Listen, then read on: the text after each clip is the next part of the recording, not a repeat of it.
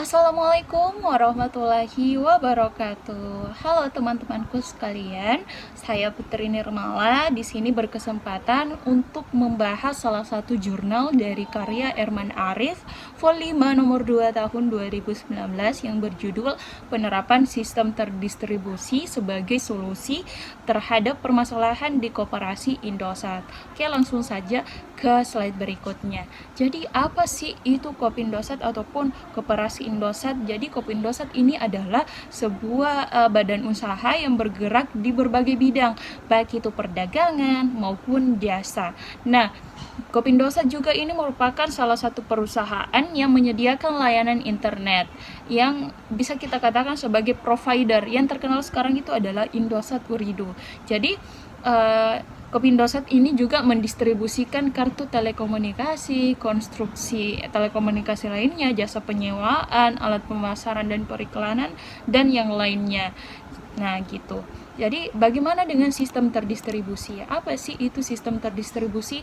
Jadi, sistem terdistribusi itu adalah sebuah sistem yang dimana dia terdiri dari beberapa komponen software dan hardware yang tujuannya itu berkomunikasi dan juga berkoordinasi melalui satu lingkup, baik itu sinkron maupun asinkron yang terlihat, yang tujuannya itu untuk terlihat satu kesatuan dan bisa diakses di mana saja gitu. Jadi sistem terdistribusi ini adalah sebuah sistem yang terdiri dari beberapa komputer yang memiliki koordinasi proses melalui pertukaran pesan asinkronus maupun sinkronus. Jadi gitu.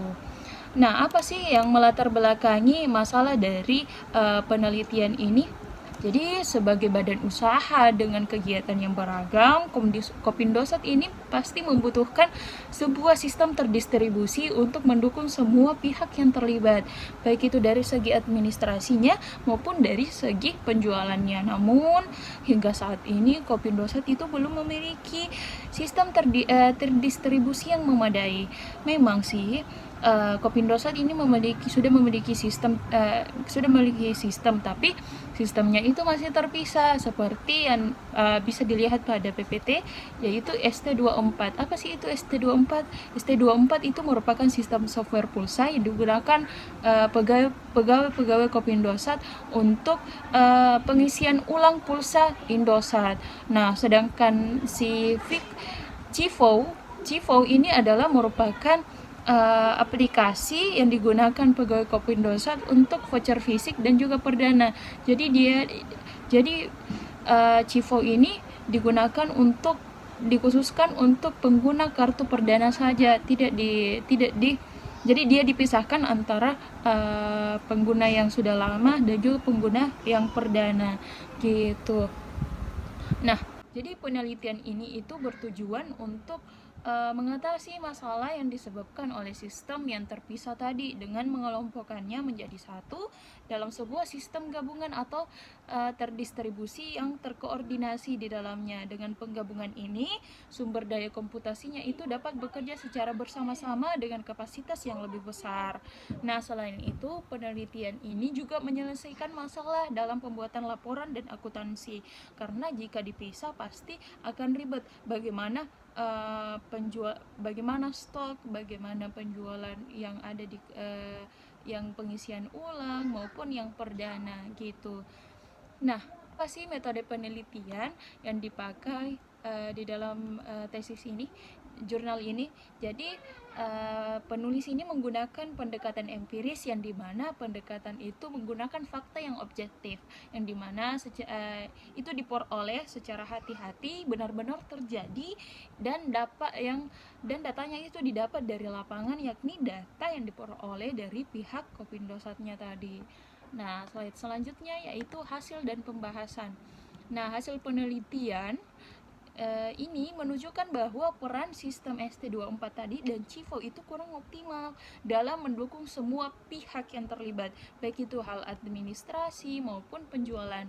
Nah, beberapa kelemahan yang dilihat dari penelitian ini, yang pertama itu penggunaan aplikasinya itu hanya berbasis desktop, dan juga ketidakmampuan untuk terhubung dengan portal bank, yang dimana customer ini kesusahan untuk jikalau melakukan transaksi pengisian ulang, dan segala macam. Jadi hasilnya ini dia akan mengembangkan aplikasi dengan membahas kebutuhan perangkat keras dan juga perangkat lunaknya. Nah, jadi untuk perangkat kerasnya itu dalam pengembangan aplikasinya dibutuhkan 3 unit server, yang dimana itu yang pertama untuk sistem, yang kedua untuk database, yang ketiga untuk replika atau backup sistemnya. Nah, dan juga perangkat servernya itu membutuhkan spesifikasi yang dimana prosesor Intel Xeon yang RAM-nya itu 32 GB dengan storage 2000 GB. Jadi alasan menggunakan spesifikasi itu karena untuk mengcover volume transaksi koperasi Indosat yang setiap harinya mencapai 25.000 transaksi, untuk mencapai server yang handal dari segi hardware-nya dan juga dari segi perangkat lunak. Sistem ini membutuhkan sistem operasi Windows seperti Server 2003 dan beberapa aplikasi pendukung seperti Tomcat dan Java gitu. Jadi memang Kopindosat itu membutuhkan sistem yang terdistribusi untuk menyatukan pihak yang terlibat antara penjual dan pembeli yang di dalam, dan juga laporan akuntansi yang menyatu dalam sebuah aplikasi. Jadi si penjual dan pembeli ini sama-sama diuntungkan dan dipermudah dalam proses bisnis gitu. Lanjut. Jadi adapun pengembangan perancangan sistem aplikasinya, yang pertama, jadi sebagai solusi dari masalah-masalah di atas, desain sistem terdistribusi ini memberikan beberapa fitur untuk mengatasi masalah-masalah yang terjadi di Kopindosat saat ini. Yang pertama itu web-based portal aplikasi. Jadi web-based portal aplikasi itu dibutuhkan untuk kegiatan operasional seperti penginputan, pengambilan output, karena area bisnis Kopindosat itu mencakup seluruh Indonesia. Jadi untuk admin yang berada di masing-masing wilayah cukup dengan membuka browser mereka, maka aplikasi tersebut akan bisa diakses tentunya dengan koneksi internet. Yang kedua adalah fitur distribusi manajemen, yang dimana semua proses distribusi dilakukan melalui sistem. Salah satu contohnya itu distribusi voucher fisik untuk masing-masing klaster. Jadi karena didistribusikan melalui sistem, otomatis semua itu data akan masuk ke dalam database sehingga akan mudah untuk melakukan pengecekan. Tujuannya dari distribusi manajemen ini adalah setiap order dapat tercatat ke dalam sistem, baik itu distributor, dealer maupun retail yang mencakup wilayah kerja koperasi Indosat. Nah, yang ketiga itu akun manajemen. Nah, akun manajemen ini digunakan untuk membedakan fungsi-fungsi dari tiap-tiap user yang akan mengakses aplikasi ini.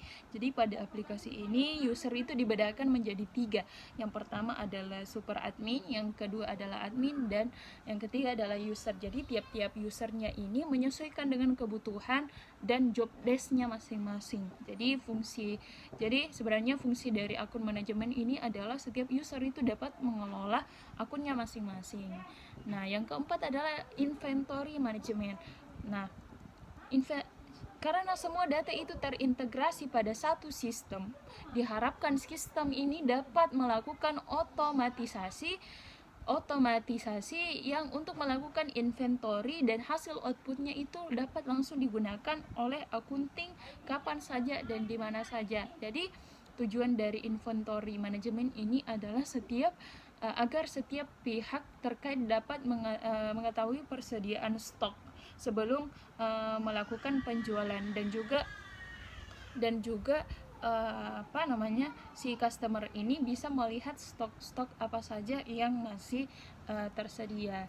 Nah, yang kelima adalah payment management, yang dimana desain payment management ini dibuat untuk membuat koneksi membuat koneksi dengan accounting system. Dalam hal ini adalah portal bank yang bekerja sama dengan Koperasi Indosat.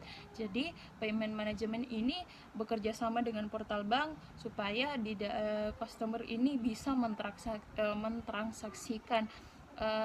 mentransaksikan pembeliannya tadi dari berbagai bank. Jadi memudahkan customer lah dari segi operasionalnya gitu.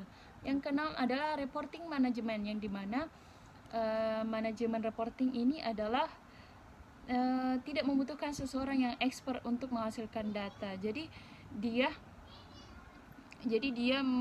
memudahkan si accounting ini untuk melakukan pengecekan laporan dan segala macam. Nah, yang ketujuh adalah customer service tool. Nah, untuk memberikan pelayanan yang prima terhadap pelanggan yang sudah seharusnya memang membuat tools untuk kepentingan handling komplain. Jadi customer service ini dibuat agar proses penanganan komplainnya ini berjalan cepat. Untuk sistem terdistribusi dibuatkan satu modul yang nantinya digunakan customer service untuk melayani pelanggan. Jadi konsep pada customer service ini adalah agar Koperasi Indosat itu dapat melakukan pembenahan dari segi pelayanan terhadap pelanggan. Begitu. Nah, untuk slide selanjutnya masuk ke kesimpulan. Jadi berdasarkan uraian-uraian yang sudah dijelaskan tadi, dapat disimpulkan bahwa setelah penulis itu melakukan penerapan pengujian terhadap sistem terdistribusi di Koperasi Indosat, maka kendala yang dihadapi Koperasi Indosat pada sistem yang terpisah secara clustering itu dapat teratasi dengan membuat suatu sistem terdistribusi dengan satu pengembangan aplikasi.